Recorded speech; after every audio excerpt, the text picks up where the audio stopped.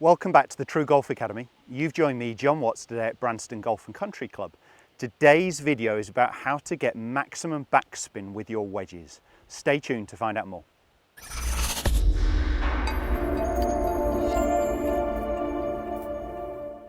As mentioned, today's video is all going to be about wedge play and creating maximum backspin. It's a question I get asked quite a lot on social media and following up from some of my YouTube videos. How do I generate more spin? How do I get more stopping power around the green?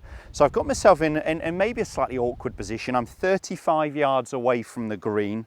And there is a bit of a downslope to the flag, so I really want to try and fly the ridge and stop the ball quicker. My other option, but it's not one I'm going to take in this video, would have been to land the ball short, so just onto the edge of the green or on the apron here, and let the ball roll up the hill. And it might be, well, the one I would choose.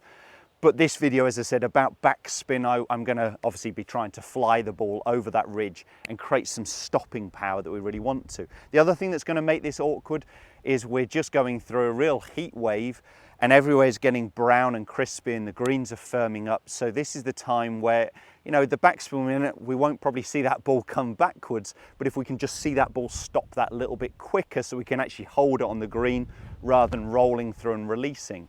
Now, there's a lot of myths about backspin.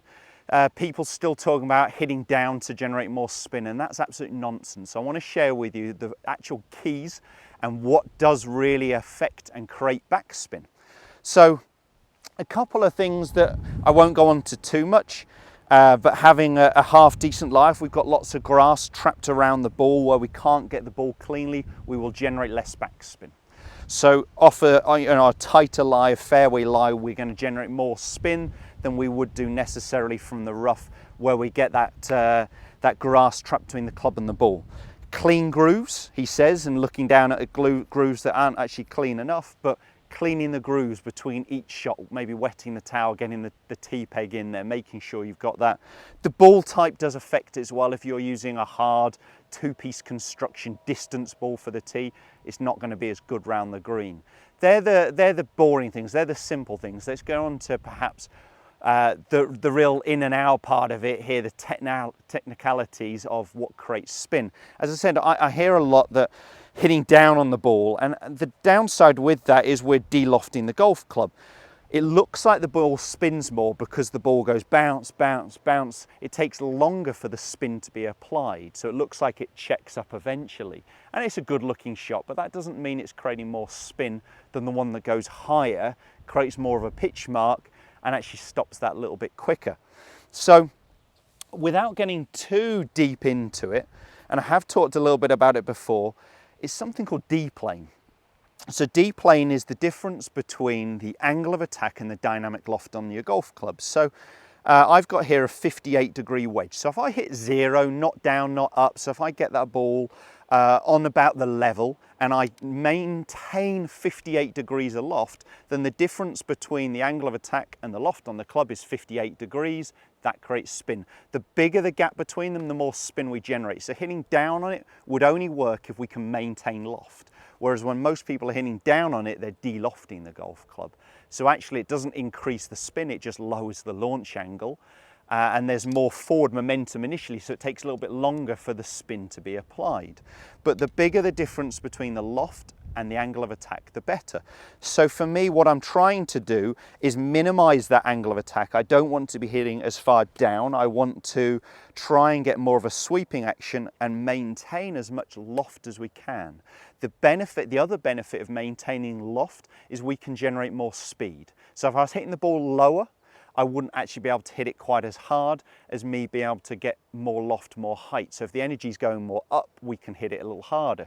Because the other thing that creates spin is speed.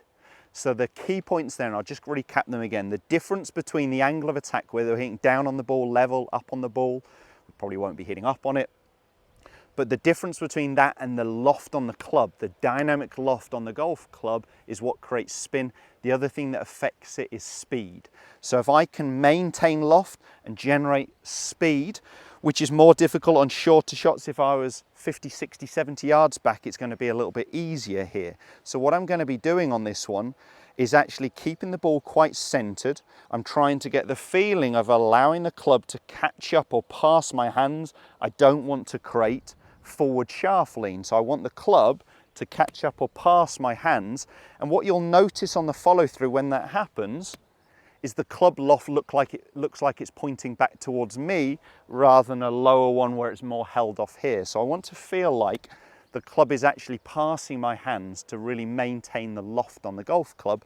And that means I can feel like I can put a bit more speed into it. So I want you to go ahead and have some practice swings where you get the feeling of actually sort of throwing the club away from you on the downswing. So we're actually losing this angle a little bit more, this lag that we want for long shots. We want to feel like we lose it a little sooner so we don't return with our handle forwards. So we're really trying to use the loft and the bounce correctly. And you'll notice this club pointing back towards me. Now, with this style of action, with this higher follow through, it means I'm going to be able to put a bit more speed into it. So I'm going to go ahead and hit one here.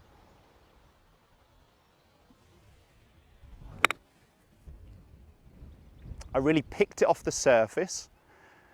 I got maximum loft. It landed still on the downslope. Now it's still running on, but I couldn't have stopped that much quicker. I've just bruised the turf, grazed it. I didn't take a big divot. I really maintained loft on the club. We got a nice high trajectory that you'll have seen from this angle here. Great contact, great strike. So I want to do one more, feeling like I let that club go, passing my hands, and it means I can put a bit more speed into it. Again, very high flight, really nipped that off the surface, maximum loft, maximum spin, and that one managed to stop that little bit sooner still. I couldn't have generated more spin than that. Don't feel like hitting down on it is going to create more spin. It's the difference between the angle of attack and the loft and the speed you put into it. I know if you can take those few key fundamentals to the golf course, it's definitely going to help your pitching creating more backspin. If you did enjoy the content of the video, give us a thumbs up and do subscribe to the channel for all the other videos every Tuesday and Thursday at 5:30. Thanks guys, we'll see you soon.